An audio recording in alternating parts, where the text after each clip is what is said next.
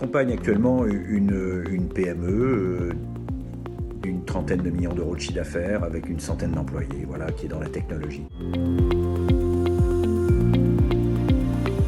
Il y a plusieurs sujets qui sont importants par rapport à une stratégie d'acquisition. Il y a déjà le premier point, c'est donner une dynamique positive en interne, redynamiser ses forces vives, ses équipes.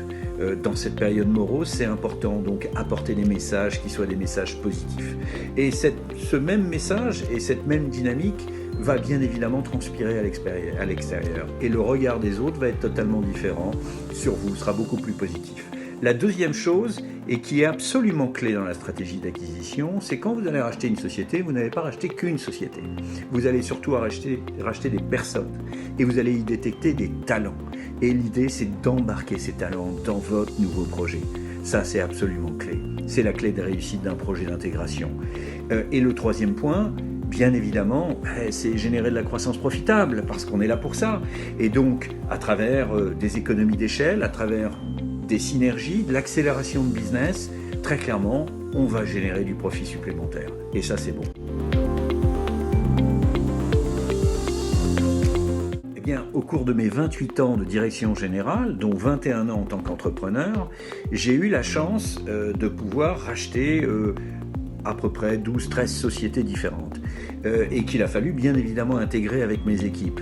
Donc fort de cette expérience, je suis capable peut-être d'éviter aux dirigeants certaines choses trappes, l'aider, je dirais, dans ce process un peu long et chronophage, disons-le franchement. Il n'y a jamais de certitude sur ce genre de sujet. Il faut être excessivement humble.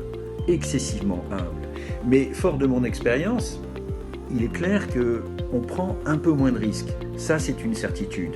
Et pour démontrer, je dirais, notre volonté à être aligné avec le dirigeant, nos rémunérations sont basées sur du fixe, mais également avec du variable qui s'est basé sur du success fees, qu'on appelle un success fees, par rapport à des objectifs qui seront fixés et très clairement avec le dirigeant, et on sera aligné à la réussite du projet. Voilà.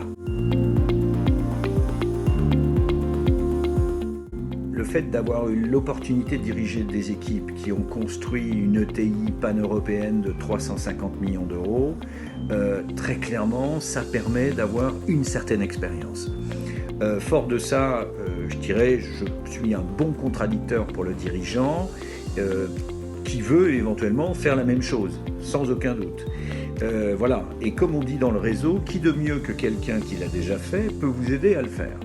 Donc si un dirigeant veut transformer sa PME et devenir demain une ETI, notamment à travers une stratégie d'acquisition, eh bien je crois pouvoir l'aider.